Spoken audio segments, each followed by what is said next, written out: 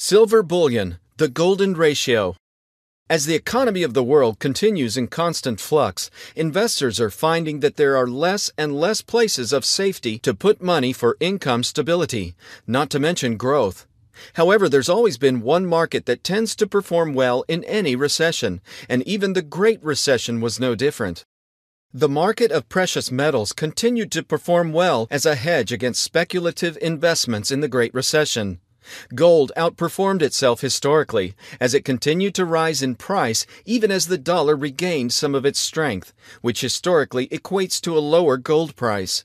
Because of this, many investors thought that the train left the station when the price of gold more or less evened out around April of 2012.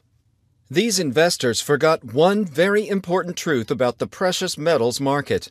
When the price of gold stagnates, it's because silver bullion is next in line.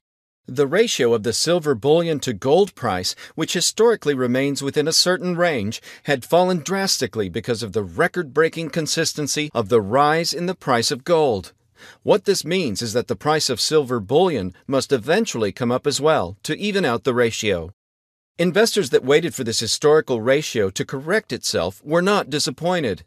As a matter of fact, part of the reason that the price of gold stagnated was because many institutional investors had switched their portfolios to weigh more heavily in silver bullion. As go the institutional investors, so should go the retail investor. Silver bullion continues to be a smart bet for the savvy investor looking for short to mid-term gains that will translate well into secure, long-term holdings or a short-term profit. The volatility of the world market seems assuredly to continue with the rise of the Eastern Economic Bloc. Thank you for visiting straightsilver.com.